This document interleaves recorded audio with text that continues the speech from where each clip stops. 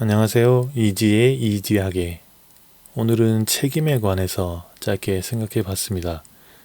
여러분들 백신 다 맞으셨나요? 오늘 저는 3차 부스터 샷을 맞고 왔는데 1차, 2차 때 둘 다 별일이 없어서 그냥 그러려니 했었는데 3차 백신을 맞기 전에 이런저런 뉴스들을 보다 보니까 괜히 마음이 싱숭생숭했어요. 그런데 다행히 아직까지는 별일이 없고 백신 접종 후에도 오히려 팔이 1차나 2차 때보다 좀 가볍더라고요. 어쨌든 3차 접종 후에 일을 당하시거나 하시는 분들 소식이 몇 가지 들려서 1차나 2차 때도 그랬지만 인과관계가 입증이 되면 국가에서 보상을 해준다라고 하는 뉴스를 가만히 보다 보니까 문득 책임이라는 단어가 떠올랐습니다. 사람이 과연 무엇인가를 책임질 수 있을까 하는 생각이 들었어요. 국가에서 보상을 해준다는 것이 일종의 책임을 말하는 것 같은데 백신으로 인해서 운명을 달리하신 분이나 후유증이 남으신 분들에게는 금전적 보상 같은 것을 해주는 것이죠. 그런데 금전적으로 얼마를 보상받던지 돌아가신 분이 살아 돌아오지는 않겠고요. 생긴 후유증이 없어지지는 않겠죠. 그렇다면 과연 이것이 책임을 지는 것일까? 제가 정부를 비판하려는 의도는 아니고요. 그저 사람이 절대 원상태로 돌아올 수 없는 상태가 되어버린 누군가에게 금전적으로 돈을 얼마나 보상을 한들 그것이 온전히 책임을 지는 걸까 하는 생각이에요. 이건 이번 백신뿐만 아니라 보험이나 법과 같은 것에서도 똑같은 생각입니다. 예전에 삼성화재 광고에서 한 여성분이 남편이 죽었어요.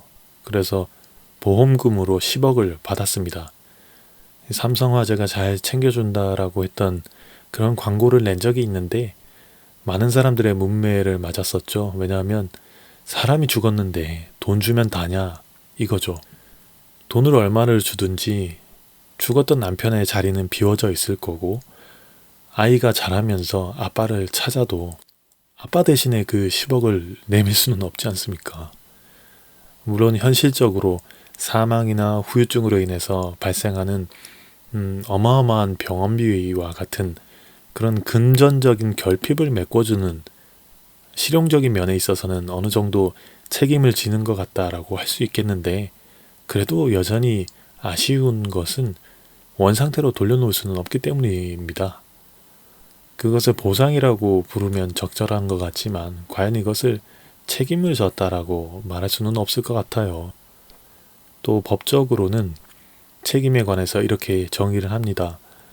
위반 행위를 한 자에 대하여 사회로부터 비난이 가해질 수 있는 행위자에 대한 요건을 책임이라고 하는데요. 비난이 가해진다고 해서 혹은 더 나아가서 형벌을 받는다고 해서 나아질 것이 있을까요? 자, 오죽했으면 요즘 피해자는 고개를 숙이며 도망다닌다고 하고요. 가해자가 오히려 떵떵거리면서 산다고 하지 않습니까?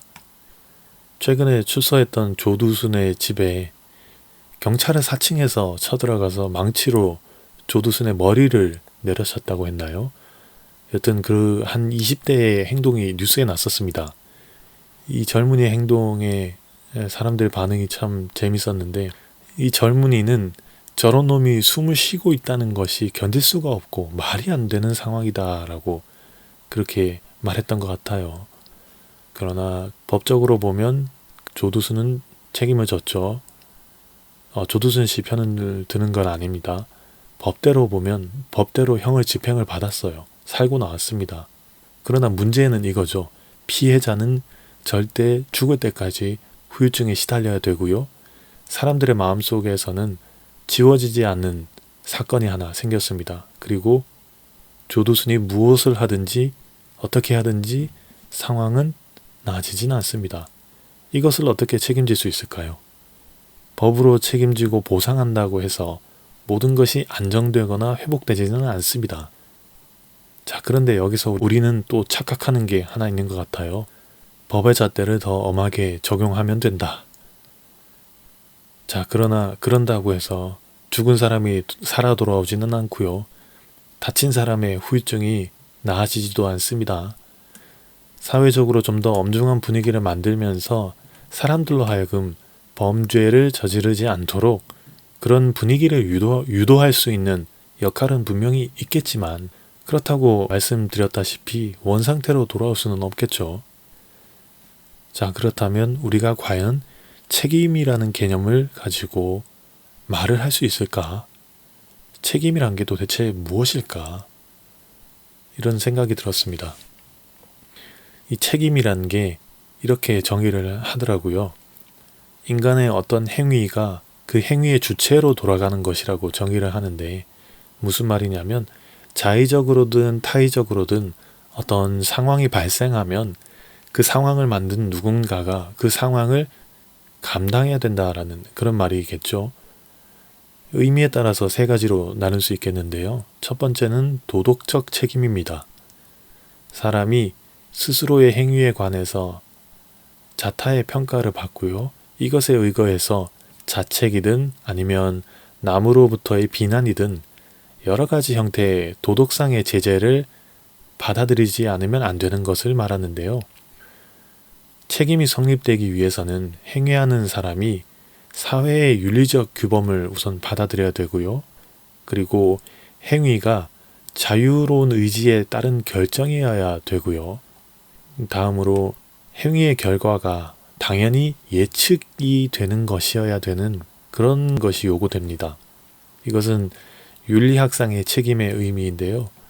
그러나 현대사회에서는 사회가 많은 모순을 내포하고 있어가지고 인간이 복잡하고 거대한 조직이나 기구 속에서 움직이면서 또 기술의 비상한 발달로 인해서 자주적인 행동의 범위가 좁아지면서 행위의 결과를 파악할 수 없거나 또는 결과가 직접 체험되지 않은 경우가 발생하기 때문에 도덕적인 책임을 묻기가 곤란한 그런 문제가 남아있다고 해요. 두 번째로는 법률적인 책임인데요. 타인에게 가한 손해에 대해서 법률에 따라 배상하거나 범죄로 인해서 형벌을 받지 않으면 안 되는 그런 경우를 말하는데요. 도덕적 책임과 이것이 다른 것은 법적인 강제력으로 책임을 부과하는 그런 점이라고 합니다. 그리고 세 번째로 일반적으로 업무상 부여되는 임무에 대한 책임인데, 이것은 업무를 태만하게 하는 경우에 어떠한 제재를 받게 되는 것을 말합니다. 이런 경우에는 도덕적 책임과 법률적 책임을 지지 않으면 안 되는 경우와 또 그렇지 않은 경우로 나눌 수도 있을 것 같아요. 책임의 의미를 살펴보니까 상대적으로 가벼운 의미에 있어서는 분명 책임이라는 말을 할 수 있을 것 같습니다. 일하다가 실수한 것은 되돌려서 수습하거나 사과 후에 다시 제대로 하면 될 것 같아요. 아니면 사퇴를 하든 사직서를 내든. 그런데 목숨이나 생명과 같은 중대한 일에 있어서는 여전히 의문입니다. 법적인 강제력으로 책임을 부과한다라고 하는데, 그런다고 죽은 사람이 살아 돌아오거나 후유증이 없어지지는 않겠죠. 철학자 칸트는 귀책이라는 말을 쓰면서 거기에는 그 전제로서 자유로운 행위와 법칙이 존재하지 않으면 안 된다라고 말했습니다. 그리고 이 법칙은 칸트에게서는 이성의 도덕 법칙인데요. 귀책은 행위의 공적과 죄과에만 관계하지만 통상적으로 그것도 다만 경험적 성격에 관계되는 데 불과하다라고 했어요. 그러나 그것은 어디까지가 순수한 자유의 결과이고 또 어디까지가 단순한 자연 본성에, 즉 책임을 물을 수 없는 기질의 결함이나 기질의 혜택을 받은 성질에 돌려져야만 하는가는 누구도 구명할 수 없고요. 따라서 또한 완전히 공정하게 판정하기는 어렵다라고 합니다. 아마도 심신미약 판결과 같은 일을 말하는 것 같아요. 다만 인간의 이성은 행동하는 모든 경험적 조건에도 불구하고 완전히 자유로운 것인데, 이 자유를 위해서는 책임 없이 자유는 존재하지 않고요. 특히나 타자에 대한 자유에서 비로소 자신에 대해서도 자유일 수 있다라고 했어요. 이것이 참 중요한 부분 같습니다. 타자에 대한 자유. 우리가 타자에 대해서 자유로울 수 있을까요? 특히나 책임이 있다면 말입니다. 물론 수습할 수 있는 부분도 있으니까 책임을 질 수 있다라고 말할 수도 있겠지만 좀 더 거시적인 관점에서 볼 때 과연 그것이 가능할까 생각이 듭니다. 천륜이라고 하는 부모-자식 관계에서도 평생 책임을 질 수 없으니까 어느 정도 와서는 끊을 줄 알아야 된다라고 하고, 또 가해자와 피해자 사이에서 보상을 얼마나 받았다 혹은 형을 얼마나 집행받았다 이걸로 퉁칠 수 없는 그런 관계가 생각보다는 많은 것 같아요. 개인적인 이야기인데 아버지에게 사고를 나게 한 그 사람이 그 당시에 우리가 합의를 하든 안 하든 10대 중과실로 인해서 감옥살이를 해야 된다고 해요. 다만 우리가 합의를 해주면 형이 줄어들고 합의를 해주지 않으면 형이 좀 늘어난다 하더라고요. 그 이야기를 듣고서 참 어이없더라고요.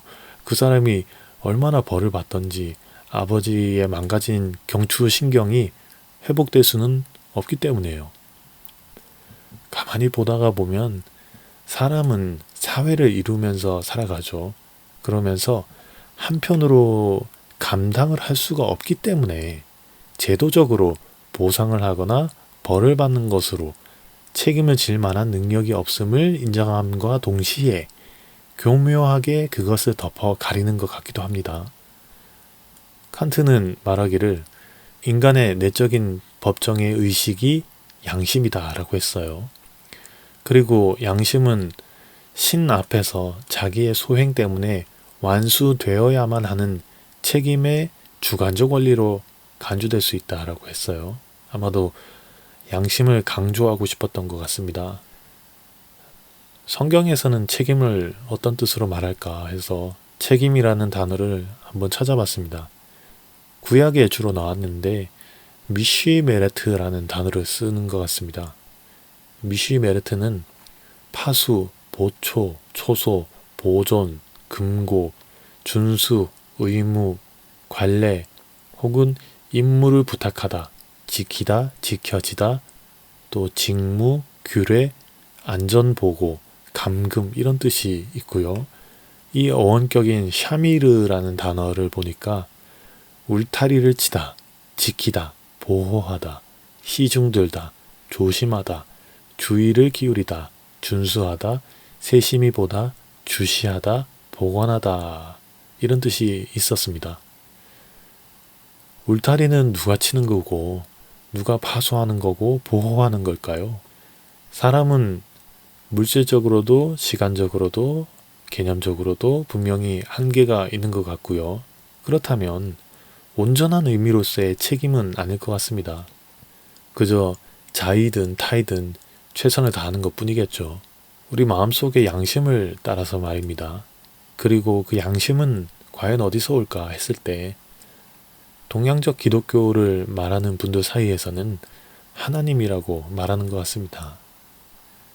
아마도 우리가 할 것은 책임이라는 개념에 빠지지 말고요. 그래서 자만에 빠지지 말고 양심대로 살려고 해야 되는 것 같습니다. 들어주셔서 감사합니다.